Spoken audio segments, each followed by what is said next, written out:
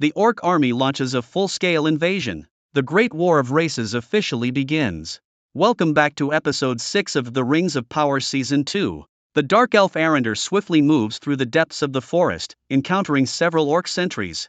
Without hesitation, he executes a three-strike sword technique, effortlessly dispatching the Orcs. Arender finds a map among the corpses, revealing the route to the Elven city of Eregion. Meanwhile, Celebrimbor, the Lord of Eregion, remains unaware of the impending Orc invasion. He's fully absorbed in forging the 9 rings for men. However, for unknown reasons, his repeated attempts at forging have ended in failure. Even the primary material, mithril, has been depleted. Celebrimbor's face contorts with frustration, his demeanor far from that of a master craftsman. Sauron, disguised as Anatar, appears at this opportune moment, considerately dismissing Celebrimbor's uneasy assistance. He suspects Celebrimbor's state of mind is compromised, possibly distracted by other matters. Sauron offers to resolve the mithril shortage and manage all of Eregion's affairs.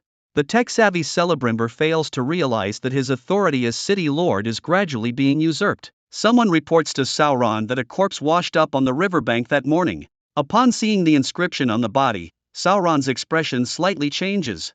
It's Orc writing, meaning where is he? Sauron deduces it was left by Adar, the Orc leader. They had previously agreed that Sauron would search for his true form, while Adar would send troops to kill him. Standing on the city wall, Sauron gazes at the distant, flickering Orc army, unable to suppress his smile.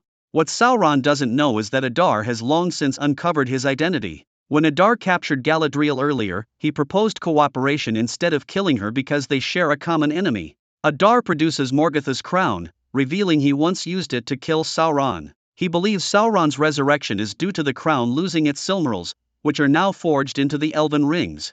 Adar wants to obtain the Elven rings to combine with the crown and permanently destroy Sauron. Galadriel falls into deep thought, acknowledging the high feasibility of Adar's plan, but struggles with the idea of cooperating with Orcs as an elf. In the distant Dwarf Kingdom, the old king has completely changed since obtaining the Dwarf Ring, relentlessly forcing his subjects to mine day and night. Prince Durin enters the Great Hall, filled with resentment, and immediately spots Sauron disguised as an elf. Learning that Sauron has come to request mithril, Durin instinctively wants to refuse. Sauron offers to trade anything in exchange, but the old king still declines without hesitation. Watching Sauron leave angrily, Durin feels relieved, thinking his father hasn't lost his senses to greed. However, the old king has other plans. He's waiting for the impending war in Middle-earth to drive up mithril prices. Durin, feeling desperate, is convinced his father is completely bewitched by the ring. As the king turns away, Durin attempts to forcibly take the ring but is repelled by an invisible force. The crown princess, clear-headed, believes this ring will destroy not only the old king but the entire dwarf kingdom. As the prince, Durin must take action. Never having imagined opposing his father, Durin hesitates. The crown princess proposes a compromise. She will personally block the mining area. If the king sends troops against his own son, all subjects will witness his greedy nature. Durin agrees to this plan. Soon, the mining master arrives with soldiers at the mine. The crown princess stands alone guarding the entrance.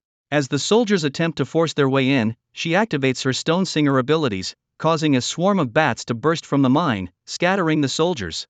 Durin emerges from behind a rock, wielding his giant axe, prepared to face more soldiers. Meanwhile, in Numenor, the pillar of human civilization remains mired in internal strife. The newly ascended High Lore Master, having finally caught Elendil in a compromising position, is ready to sentence him to death. However, he suddenly changes his tone, offering to spare Elendil if he swears allegiance. Elendil's eyes narrow as he loudly declares his unwillingness, stating that Numenor has only one true ruler, Regent Queen Miriel. The Lore Master, nearly spitting blood in anger, immediately orders soldiers to drag Elendil away. The Minister of Law suggests following tradition by subjecting Elendil to the judgment of the sea monster. A woman behind them pales and rushes to the prison, urging her father not to persist in his stubbornness, as no one survives the sea monster's judgment intact. Elendil shakes his head, saying she doesn't understand. He's long since become disillusioned with his turncoat daughter. Suddenly, the woman stands up, revealing that the Lore Master had anticipated this and arranged for the Regent Queen herself to act as a mediator. Elendil knows Miriel values the stability of the entire country above the throne, but he questions how abandoning his beliefs to save his life would be any different from death. As a heavy horn sounds, the High Lore Master leads everyone to the seaside altar. After a grandiose judgment, two soldiers push Elendil to the front, about to throw him to the sea monster. Suddenly, Regent Queen Muriel steps forward. According to the kingdom's laws, since Elendil's crimes were committed against her, she should be the one to face judgment. Aware of this rule, the loremaster can't object, and Elendil has no right to protest. Muriel slowly walks into the deep pool. Everyone holds their breath, watching the sea surface.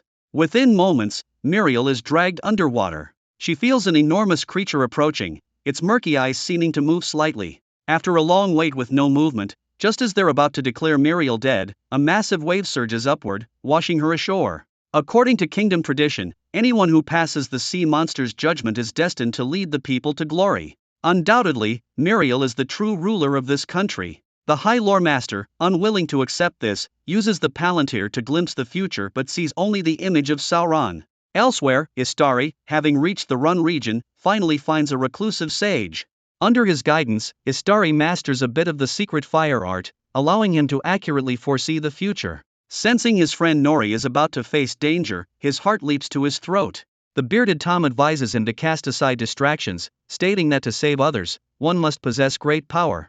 It's time for Istari to have his own staff. They soon arrive at a ravine filled with dead trees as far as the eye can see. Istari is nearly in tears, realizing it could take months to find a suitable branch for a staff. Tom asks if he has any other choice.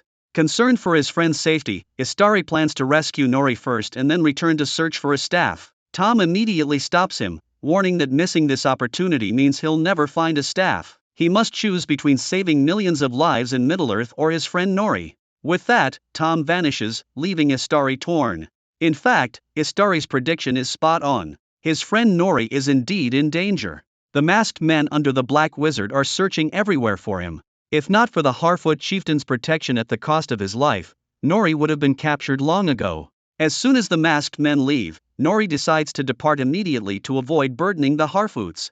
The chieftain shakes his head, saying it's unnecessary. In this land of Run, no one can escape the Black Wizard's pursuit.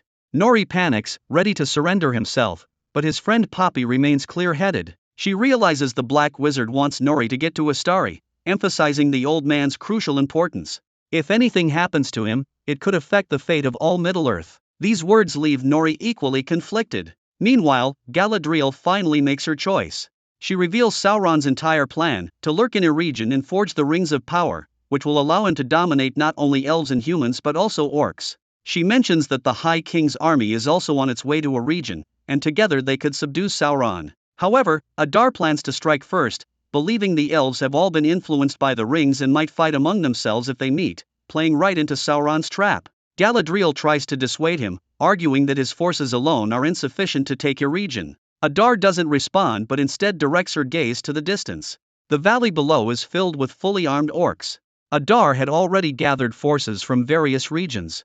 As he sounds the horn for attack, the orc warriors spring into action, preparing to launch their first assault on a region. Elven sentries spot the distant catapults and immediately sound the alarm in the city. Celebrimbor, hearing the commotion in the palace, prepares to investigate but is forcibly stopped by Sauron. He insists everything in the city is normal, suggesting Celebrimbor must have misheard. Though naive, Celebrimbor isn't a fool and insists on checking for himself. Seeing his obstruction fail, Sauron quietly mutters an incantation. As Celebrimbor pushes open the door, he's greeted by a scene of perfect tranquility. Could he have been overthinking?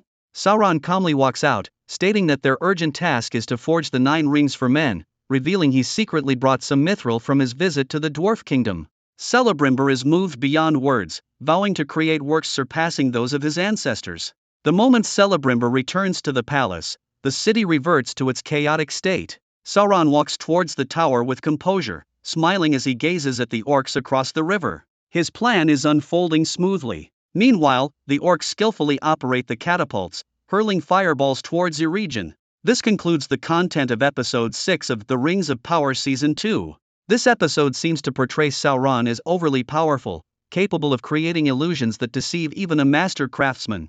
Moreover, Celebrimbor will inevitably notice the anomaly when the orcs attack the city. Will he really remain oblivious to the outside world and continue helping Sauron forge the Rings of Power? That's all for today.